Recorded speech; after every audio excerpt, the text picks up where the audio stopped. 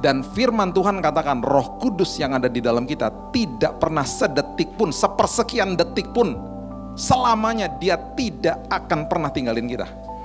Itu hadirat Tuhan loh. Jadi kalau kita gak rasakan hadirat Tuhan, ya salah sendirilah. Dan hadirat Tuhan kan gak bisa dinilai dengan kondisi ritual-ritual ibadah. Hanya masih dalam kata Pakpen dari Pastor Billy Lantang. Hari ini kita masuk ke tempat kedua, yaitu Bethel. Jujur, bagian ini mengubah perspektif gue banget soal cara kita berdoa. Kita sering bilang, Tuhan datanglah, padahal ya Tuhan udah di sini. Penasaran? Yuk kita bedah bareng-bareng? Namun sebelum itu, jangan lupa like dan subscribe channel Masyarakat Kristen. Let's go! Dan yang kedua namanya Bethel. Bethel itu selalu bicara tentang the presence of God. Bethel itu selalu berbicara tentang hadirat Tuhan. Dan ini yang membuat saya sedih. Karena masih banyak orang berkata begini, Tuhan gak peduli sama saya, Tuhan ninggalin saya. Bahkan di doa-doa orang Kristen kedengarannya sih bagus ya, tapi ngomongnya begini, Tuhan jangan tinggalin aku ya Tuhan. Ya ampun, gak akan ditinggalin kali.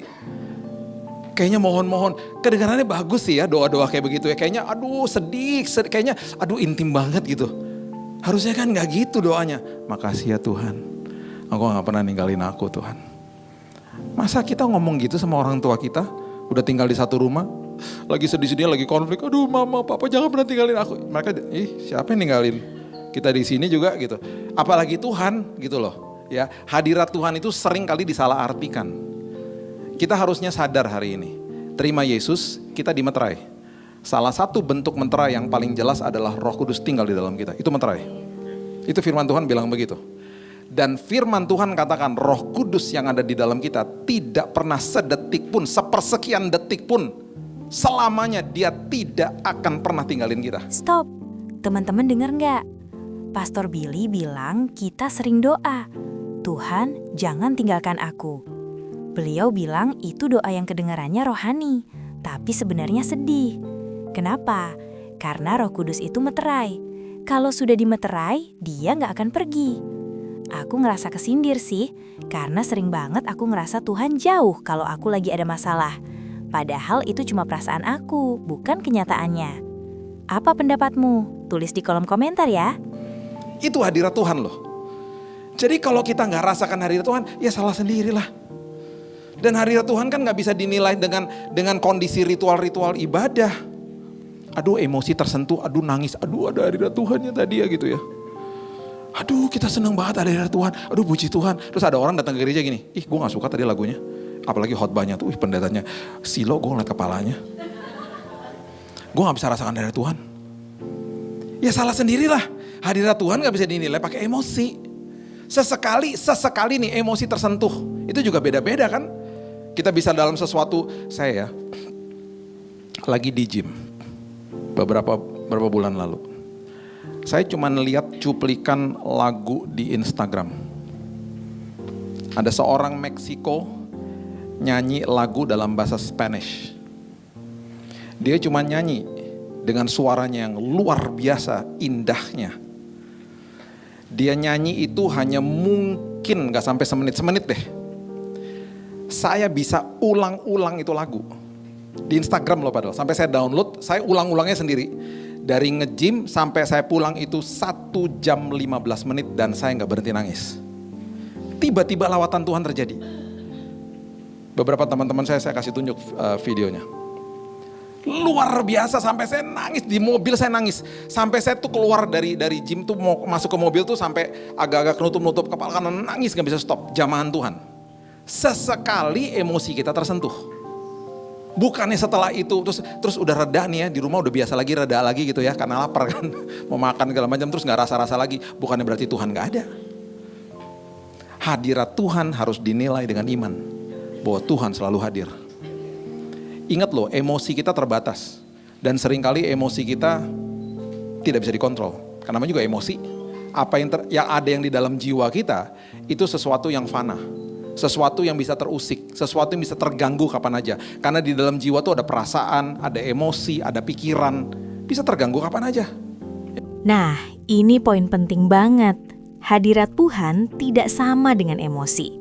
Seringkali kita pikir kalau nggak nangis, kalau musiknya nggak sedih, berarti nggak ada hadirat Tuhan. Pastor Billy tegas banget di sini. Hadirat Tuhan harus dinilai dengan iman, bukan emosi. Aku setuju banget.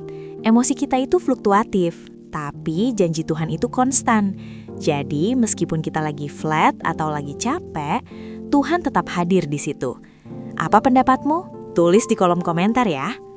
Hakim-Hakim 20 ayat 26 sampai 27. Hakim-Hakim 20 ayat 26 sampai 27, inilah bunyi firman Tuhan.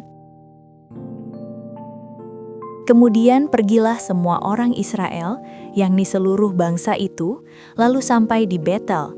Di sana mereka tinggal menangis di hadapan Tuhan, berpuasa sampai senja pada hari itu, dan mempersembahkan korban bakaran dan korban keselamatan di hadapan Tuhan. Dan orang-orang Israel bertanya kepada Tuhan. Pada waktu itu ada di sana tabut perjanjian Allah. Tabut perjanjian itu adalah lambang hadirat Tuhan. Tabut perjanjian itu beratnya luar biasa, the Ark of the Covenant, dan itu kalau diangkat sama suku Lewi, para imam, itu beratnya luar biasa, dan Alkitab mencatat Tuhan memberikan kekuatan kepada mereka sehingga mereka bisa angkat tuh tabut perjanjian. Kuk yang kupasang ringan. Betul, pada saat itu semua yang namanya hadirat Tuhan lah, yang namanya hal-hal indah dari Tuhan, bentuknya semuanya serba fisik. Hadirat Tuhan, tabut perjanjian. Tabut perjanjian ditaruh di dalam ruang Maha Kudus. Dimulai dari tabernakel Musa sebelum ada bait Allah. Yang bisa masuk ke dalam ruang Maha Kudus hanya imam besar setahun sekali. Berjumpa dengan hadirat Tuhan. Dia pun harus menguduskan dirinya. Ribet banget kan saat itu. Bahkan ketika di dalam kekudusan Tuhan manusia mau dekat-dekat, Tuhan bilang begini kepada Musa di semak belukar, jangan dekat-dekat karena ini adalah tanah kudus. Itu adalah sebuah kalimat yang paradoks loh. Karena harusnya tanah kudus itu bisa diinjak sama manusia. Karena pengertian kita hari ini adalah kekudusan Tuhan itu melingkupi hidup kita kan hari ini. Kenapa pada saat itu kekudusan Tuhan gak boleh dekat-dekat? Karena belum ada Yesus. Belum ada penebusan. Kekudusan Tuhan bisa melumat manusia, manusia bisa mati di dalam kekudusan Tuhan. Bukan Tuhan bunuh manusia, tetapi ketidakkudusannya manusia bisa membuat dia mati di dalam kekudusan Tuhan. Makanya imam besar menguduskan dirinya dengan apa? Ritual-ritual, upacara-upacara buat dirinya sendiri. Supaya kalau dia masuk ke dalam ruang Maha Kudus, dia menjadi mediator buat manusia setahun sekali penghapus dosa. Kalau itu masih terjadi sampai hari ini. Misalnya saya nih imam besar, pastikan semua jemaat ke rumah saya sebelum hari pendamaian. Karena kalau gak kudus imam besarnya masuk ke sana, mati. Jadi itu merupakan hari yang penuh kehormatan dan hari yang penuh kengerian. Apa gak datang ke rumah saya itu pada pelukin saya, Bill, lu udah kudus belum? Lu jangan lihat-lihat sosmed ya Bill, ntar otak lu keganggu lu. Lu udah menguduskan diri kan, lu jangan metong lu besok ya, jangan mati lu besok ya. Lu keluar, gue doain lu selamat di sana. Apa itu kehormatan dan juga begini-begini sayanya pasti. Itu hari yang penuh dengan kengerian. Bukan Tuhan bunuh manusia, karena manusia gak kudus bisa dilumat sama kekudusan Tuhan. Makanya kan ironis, Musa datang ke dalam tanah kudus, Tuhan bilang ini, jangan dekat-dekat. Karena ini holy ground. Masuk ke dalam perjanjian baru, dia bilang apa? Marta, Marta, kenapa engkau menyusahkan diri dengan banyak perkara? Dengan kata lain, duduk di kaki aku.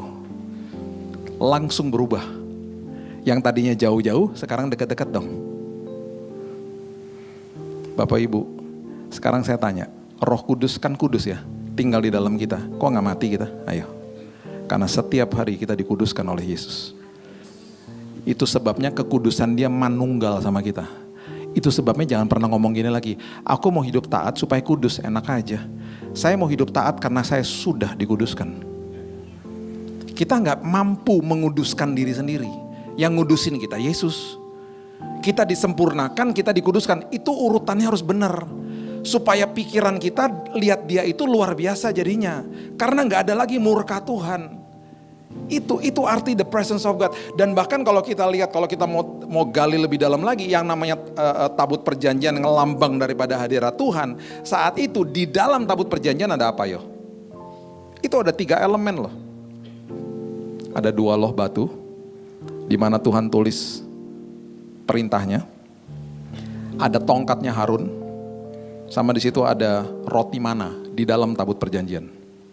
Itu lambang daripada pemberontakan manusia. Ditutup, namanya mercy seat. Ditutup, itu tutupannya itu tutupan yang penuh dengan kasih karunia. Dan Tuhan hadiratnya di atasnya. Jadi pemberontakan itu ditutup sama hadirat Tuhan. Itu semuanya serba fisik. Hari ini kan gak ada. Itu lambang pemberontakan semua loh. Oke, 2 loh batu, lambang pemberontakan manusia kepada firman Tuhan. Tongkat Harun, lambang pemberontakan manusia kepada kepemimpinan daripada imam besar pada saat itu. Kemudian ada roti mana, itu adalah lambang pemberontakan manusia kepada provisinya Tuhan. Tuhan sudah sediakan komplain. Itu semuanya ditutup. Itu sebabnya terjadi hari pendamaian. Itu fisik semua kan, gak ada kayak gitu-gitu lagi. Gila, penjelasannya soal tabut perjanjian ini dalam banget. Jadi, di dalam tabut itu isinya benda-benda yang melambangkan pemberontakan manusia. Loh batu, tongkat Harun, mana. Tapi semuanya ditutup sama mercy seat, tutup pendamaian. Artinya apa? Hadirat Tuhan itu justru menutupi kegagalan kita dengan kasih karunia-Nya. Dulu di perjanjian lama, orang takut mati kalau dekat hadirat Tuhan. Tapi sekarang di perjanjian baru lewat Yesus, kita justru disuruh mendekat. What grace! Bagaimana pendapatmu? Tulis di kolom komentar. Hari ini Tuhan manunggal dengan kita.